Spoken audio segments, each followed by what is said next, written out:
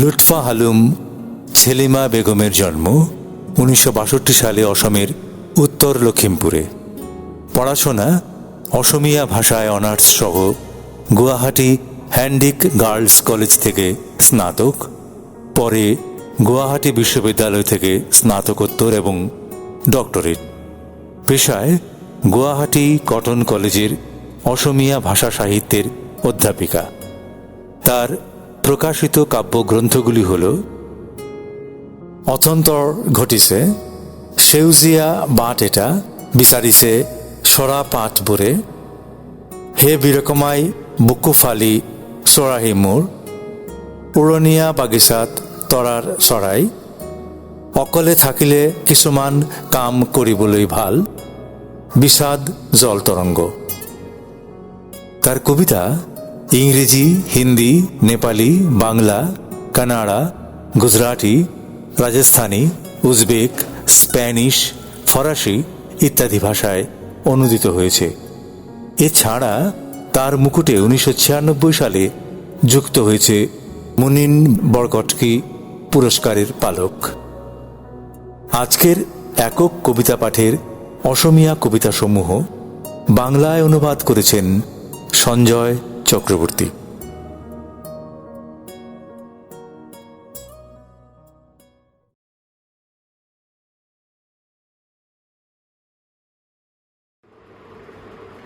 কালিডুবা সূৰ্যটো। কালিডুবা সূৰ্যটো আজি বিচাৰিলে ক'ত পাবা, একেটা দুখৰ কাৰণে আজি আকৌ কান্দিব খুজিলেও কালিটোকা চকু পানীখিনি আৰু নোপোৱা ঘূৰাই। কালি ঈশ্বৰক পৰা গালিবোৰ আজি আৰু উভতাই ল'ব নোৱাৰা। কালি আধা দেখা সপোনটো আজিৰ টোপনিটো নোপোৱা। কাৰোবাক লগ পাব খুজিলেও কালিৰ গৰাকীকটো নাপাবা। ভাবি চোৱাচোন, কালিৰ তোমাৰ প্ৰেমৰ গভীৰতাৰ আজি অলপো হোৱা নাইনে কম বেছি। কালি পঢ়া কবিতাটো, কালি শুনা গানটো আজি বাৰু একে যেন লাগেনে? কালিৰ আজি আজিৰ কালি হৈ যায়, আজিৰ কালিও কাইলৈৰ কালি হৈ যাব। এনেকৈয়ে সলনি হৈ হৈ গৈ থাকিব সময়, মানুহ, প্ৰেম, জীবন। এই কবিতার বাংলা অনুবাদ করছি। কাল ডুবে যাওয়া সূর্য। কাল ডুবে যাওয়া সূর্যকে আজ খুঁজলে কোথায় পাবে? একই দুঃখের জন্যে আজ আবার কাঁদতে চাইলে কাল ঝরে পড়া সুখের জল আর পাবে না ফিরে।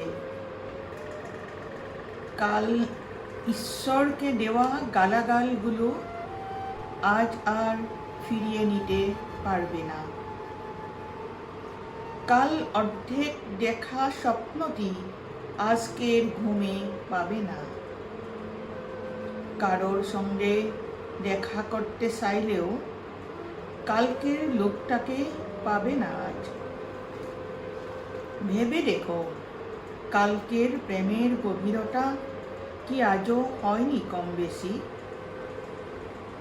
কাল পড়া কবিতা, কাল শোনা গান আজ কি একই রকম লাগে? কালকের আজ আজকের কাল হয়ে যায়, আজকের কাল কালও কালকের কাল হয়ে যাবে। এভাবে পাল্টাতে থাকবে সময়, মানুষ, প্রেম, জীবন। আমার পরবর্তী কবিতা উড়ছে পাখি। উড়ছে পাখি, উড়ছে পাহাড়ে আর উপত্যকায়, নদীতে আর সরোবরে, বন থেকে ওই বনান্তরে চতুর্দিকে ঘুরছে। খুঁজছে কোনো গাছের আস্তানা, রাখবে বলে সূক্ষ্ম দুটি ডানা, সঙ্গে রাখবে সুট্ট এবং কম্প্র হৃদয়খানা। বৃষ্টি প্রমাণ দীর্ঘ কোনো বৃক্ষ যদি পেত, ডালপালা আর ঝাঁকড়া পাতায়, যা কিনা এক ব্যাপ্ত বিশাল নদী, বানিয়ে নিত সূর্য প্রতিম নিজস্ব নীর, যার ভেতরে নিজেকে ফের রাঙিয়ে নেবে ডিমের হলুদ কুসুম করে। ঘুমিয়ে থাকবে মায়ের বুকে স্থির, ঠাঁই পাবে ফের উষ্ণ নিবিড় ক্রোড়ে।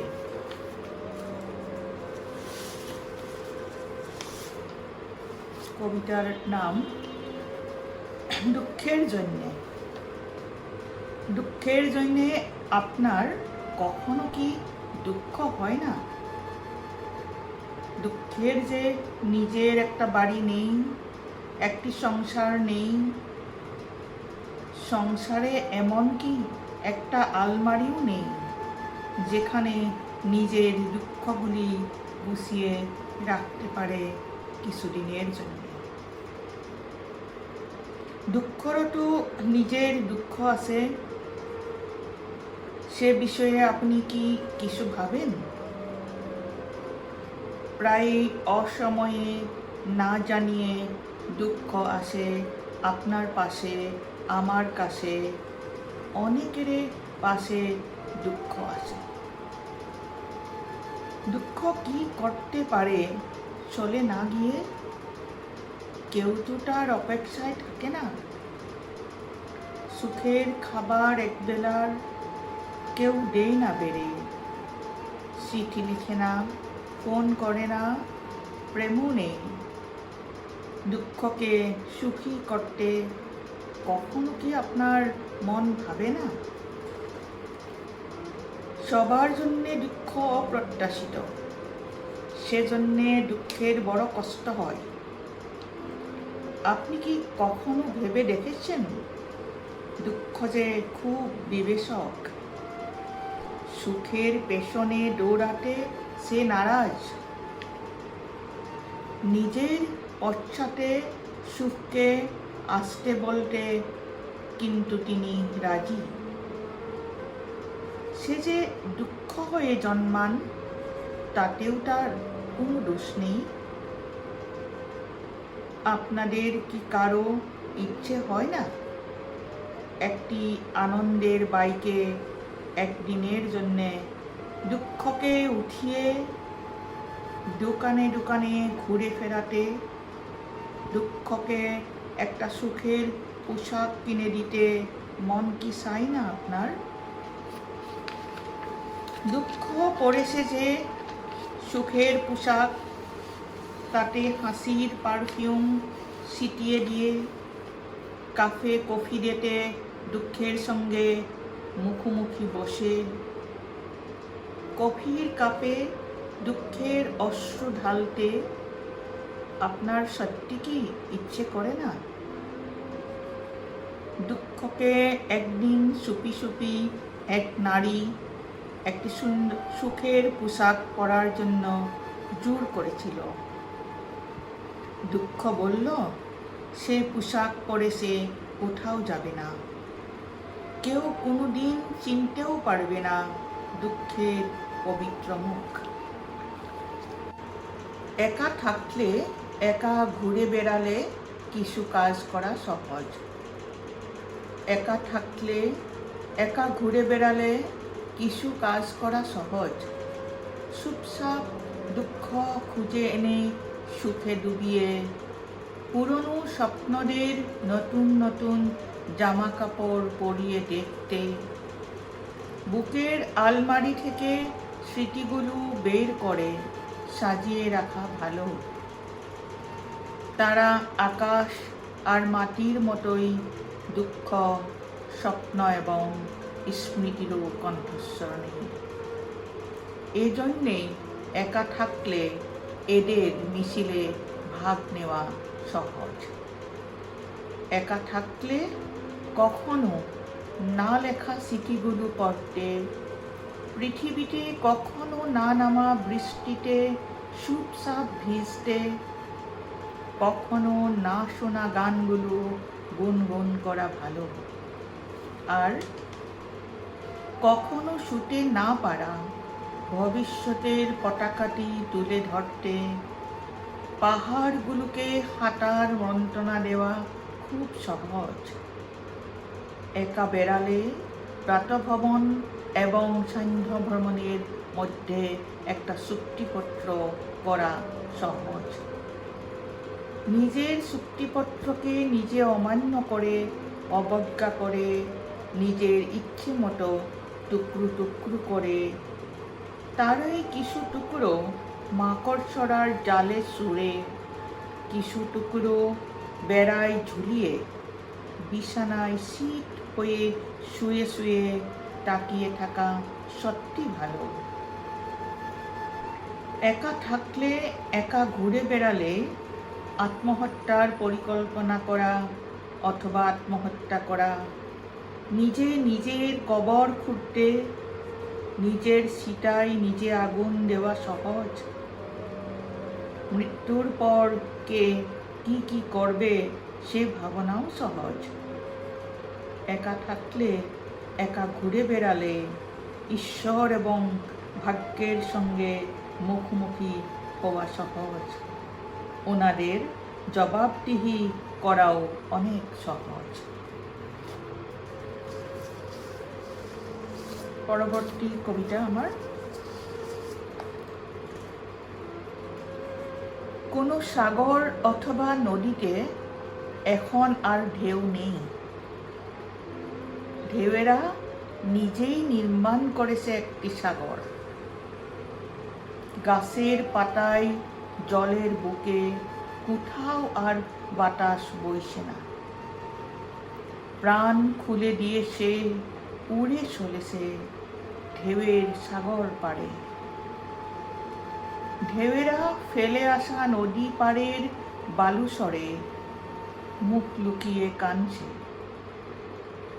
আর সাগরেরা ধীরে ধীরে ডুবে গেছে উপকূলে। বালিতে এখন লবণ, শুধুই নুনা বালি। কারো আসলে বুকে এখন ঢেউ নেই। ঢেউয়েরা তাদের হাতের তালুতে নির্মাণ করছে বেগুনি রঙের সাগর, এক একটি নীল লুহি।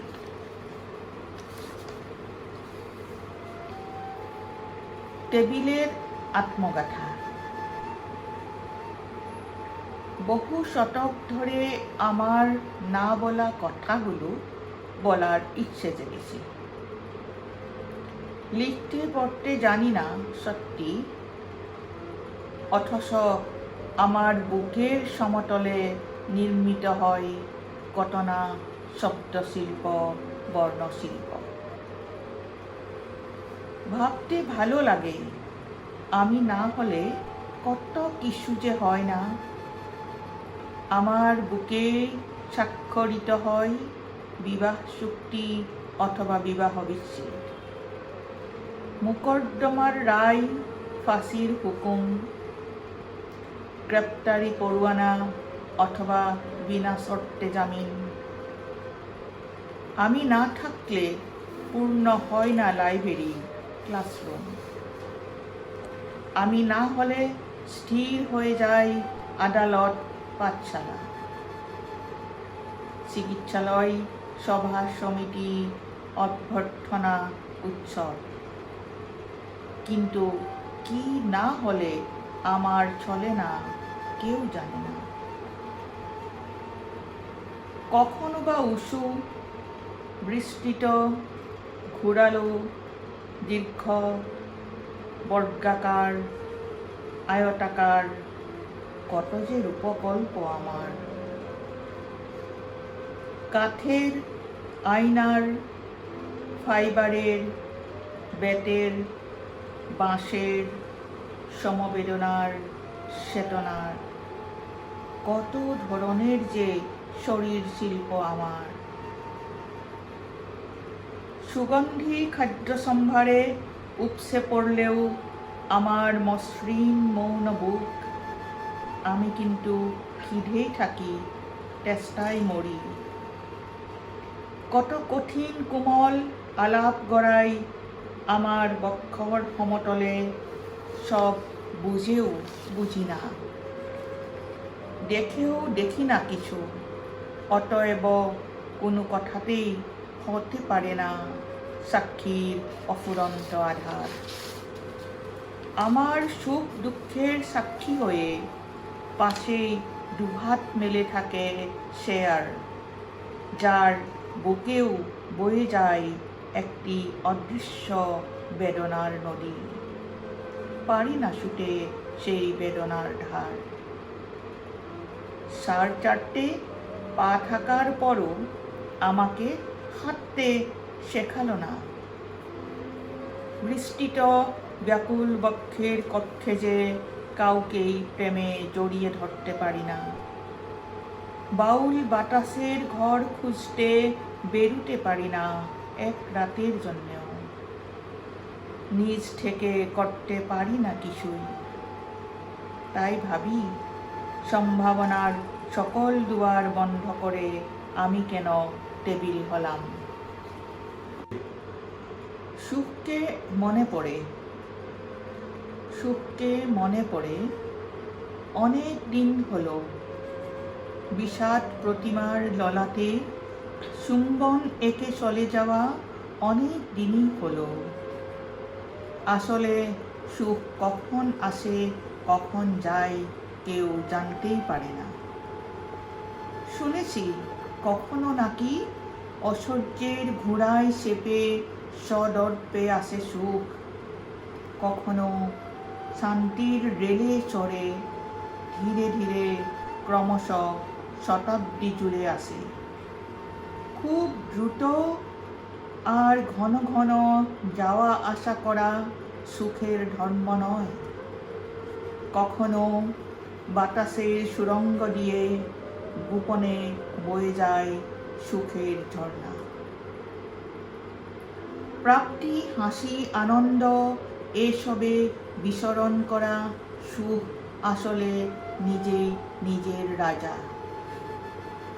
কিন্তু সুখ অধৈর্য ও অস্থির, স্বপ্নময় ও স্পর্শকাতর, হঠাৎই উদয় আর মুহূর্তে অস্ত।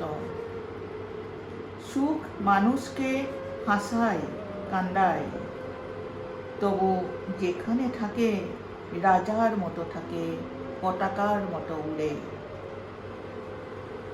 একই সত্যের আবর্তনে থেকেও দুঃখ যে কখনোই দেখতে পায় না সুখের সৌন্দর্য।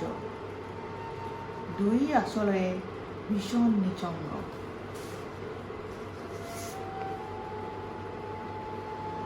উঁচু উঁচু ফ্ল্যাট। উঁচু উঁচু ফ্ল্যাটগুলোর ব্যালকনিরা ঝুলে থাকে এক একটি গাছে যেন অসংখ্য সুপ্ত পাখিদের নীড়। সুপ্ত পাখিদের নীড়ে ঝুলে থাকে শাড়ি, গেঞ্জি, চুড়িদার অথবা শার্ট প্যান্টদের উড়ন্ত মনগুলো। উড়ে উড়ে ওরা ধরে রাখতে চায় এক মুঠো রোদ। গ্রিলের ফুটো দিয়ে হাত বের করে ছুটে চায় বাতাসের দীর্ঘসুর। কচ্ছিৎ কখনো বৃষ্টিকণার কাশি দিয়ে কেটে যেতে চায় ওদের শরীর। ছোট্ট ছোট্ট জলবিন্দুর স্নেহ চুম্বনে ধন্য হয় কাপড়ের বাগানগুলি, টবের বাগানগুলি। কোথাও যেতে না পেরে, কাউকে ছুতে না পেরে, হতাশার বারান্দায় ঝুলে ঝুলে ওরা দিবাস্বপ্ন রোগে ভোগে। আমার পরবর্তী কবিতা একটা চিঠি। তৃণরাশি একটি চিঠি লিখল আকাশকে। তৃণরাশি একটি চিঠি লিখল আকাশকে, তাকে নিয়ে উড়ে চলল বাতাস। আকাশ উড়ে উড়ে খুঁজে চলেছে এক পশলা বৃষ্টি উত্তর পাঠাবে বলে।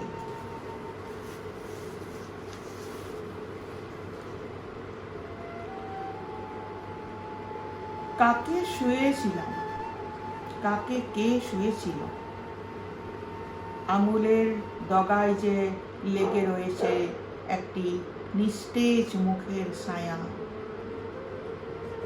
বিহ্বল হয়ে পড়েছে আঙুলগুলো বৃদ্ধা তর্জনীর দিকে, মধ্যমা কনিষ্ঠের পথে এগিয়ে চলছে।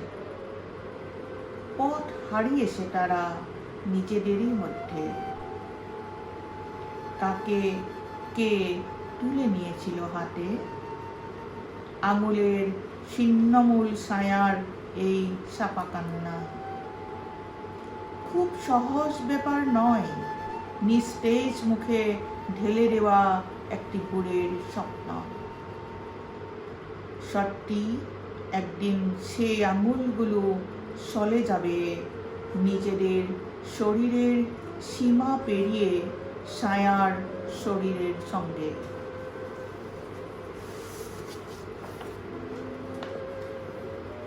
যে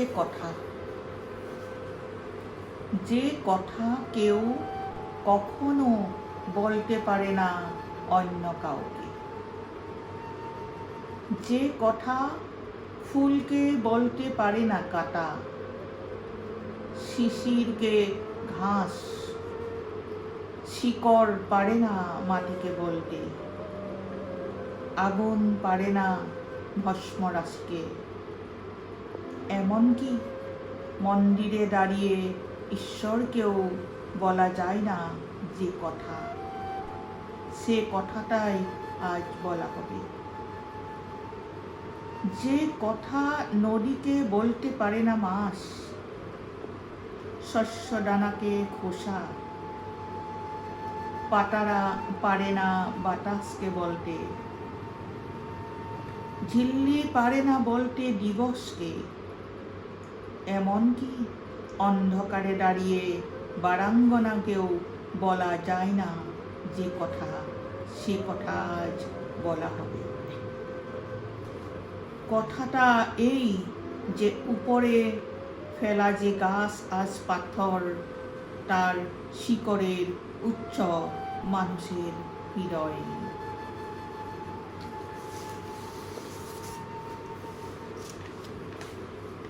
জাহাজের পতাকা উড়ার মতো, জাহাজের পতাকা উড়ার মতোই কবিতার উন্মোচন করতে বেরিয়ে এসেছিলাম একটি শুকোগাথা থেকে।